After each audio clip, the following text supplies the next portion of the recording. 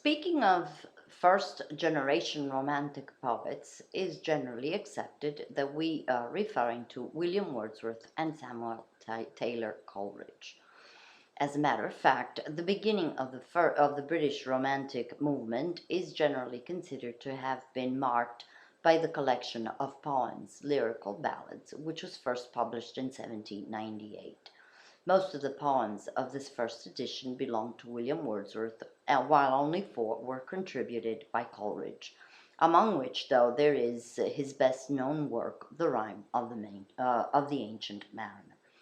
A second edition was then published in 1800 with the famous preface written by Wordsworth, in which he outlines his poetic standpoints about Romanticism and can be considered as the manifesto of English Romanticism. Then, in 1802, there was another edition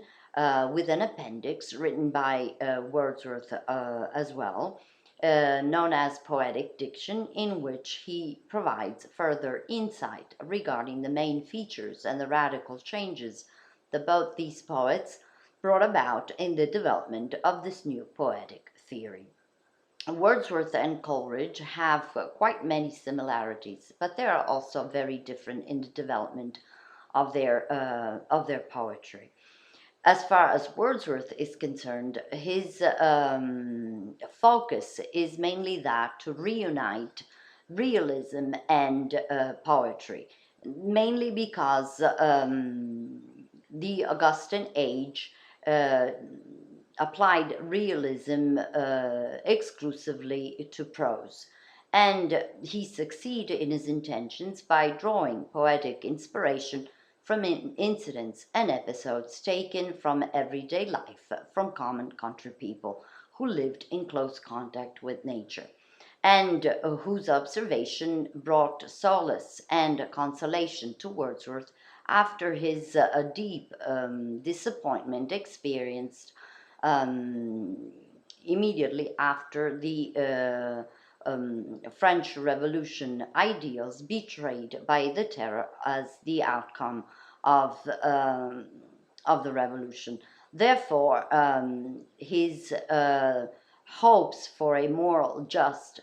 for a more just society were shattered by the fury of the violence that ensued after the revolution. Um, According to him, poetry could penetrate the realism of the elementary feelings experienced by common people, which were easily understood on a universal scale, so that anyone could sympathize with them. In order to do so, the language used had to be as far away as possible from what he called poetic diction and defined as the elevated language used by the neoclassical poets, which he considered instead pompous and artificial, and therefore his language had to be as close as possible as to the one used by the so-called normal people, and therefore had to be everyday, simple, and clear. He also made great use of imagination, which went hand in hand to the new role that Wordsworth assigned to the poet. As a matter of fact, he believed that the poet had a deeper insight because he was endowed with a higher degree of sensitivity, which allowed him to see beyond the observation of mere facts and objects. Therefore, the poet was to be a teacher and a spiritual guide capable of showing how the objects observed could be conveyed through different perspectives, enlarging their spectrums. Moreover, the poet, according to Wordsworth, had also the gift to store within him the feelings and emotions that were stirred by contemplation and nature, through what he refers to as the recollection in tranquility, which allows him to reorganize these past feelings and emotions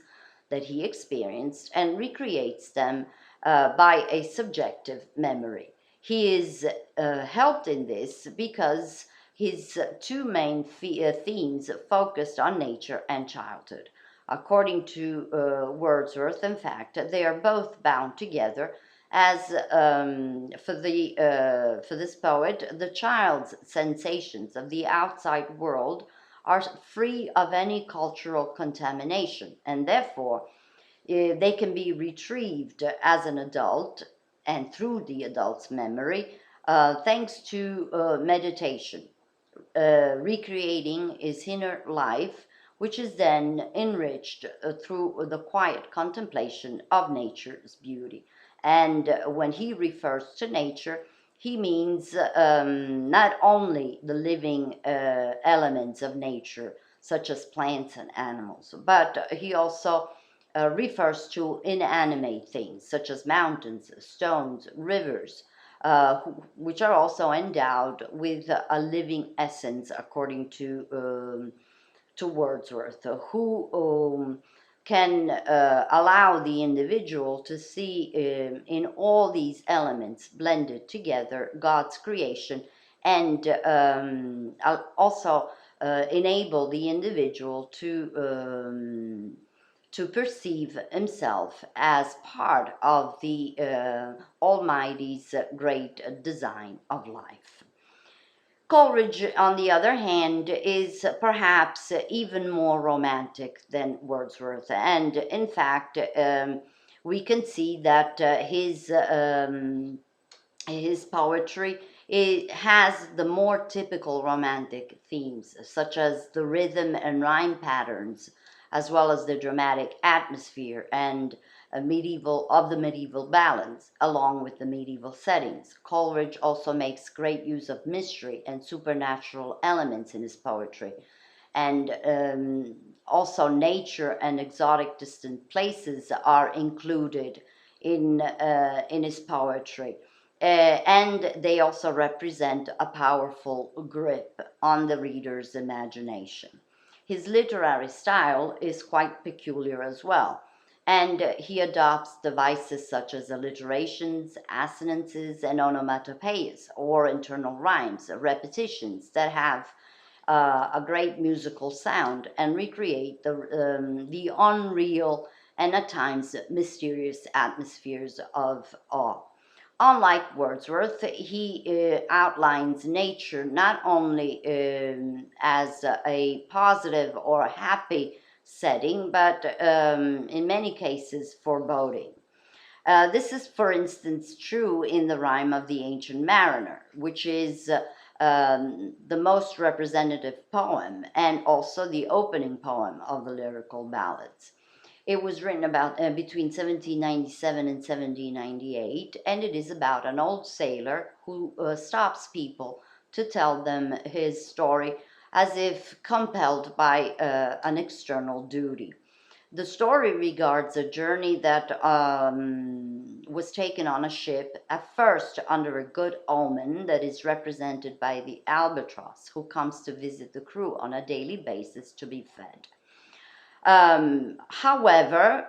one day, unexpectedly and for no apparent reason, the mariner shoots and kills the albatross, whose dead body falls on the shoulders of the mariner, while his fellow crew members look at him in shock and bewilderment. From that moment on, the journey turns into a nightmare. The weather has a sudden change, and the ship will undergo terrible hardships, to the point that no one survives except the mariner, who is condemned to tell the story over and over to passersby, as if to leave a warning message to the world. Um, the Long Ballad is about a crime and its punishment, told by the protagonist as a form of repentance imposed on him by a higher being, which he cannot withdraw himself from. What are the literary symbols and inspirations, and the writing techniques that characterize the narration, which is, among other things, full of well balanced real and unreal elements. It follows a progression of causes and effects that give it structure and contents. Though rich in supernatural aspects, the plot of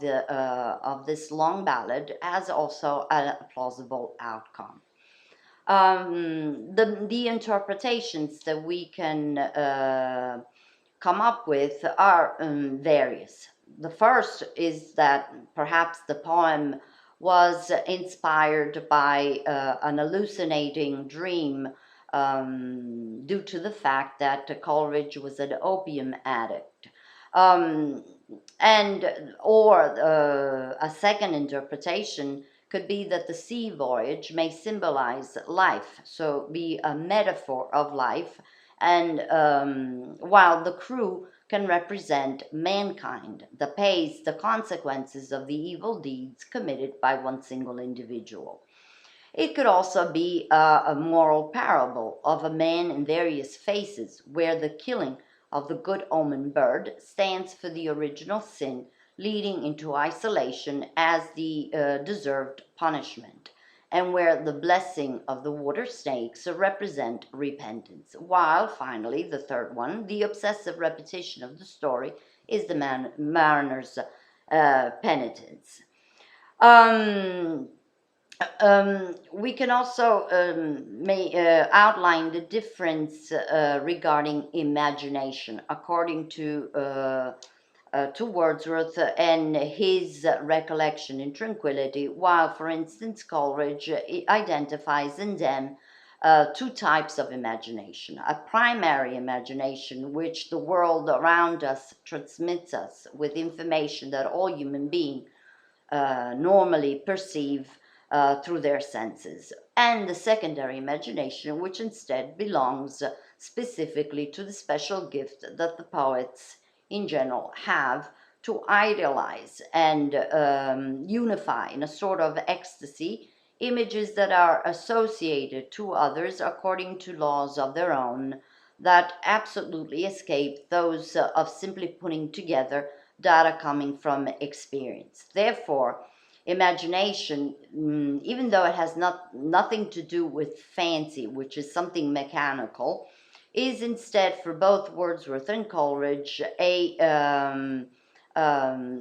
ability of the poem of the poet to modify or transform and half recreates the information that they gather from the outside and through the experience. Recollection tranquility for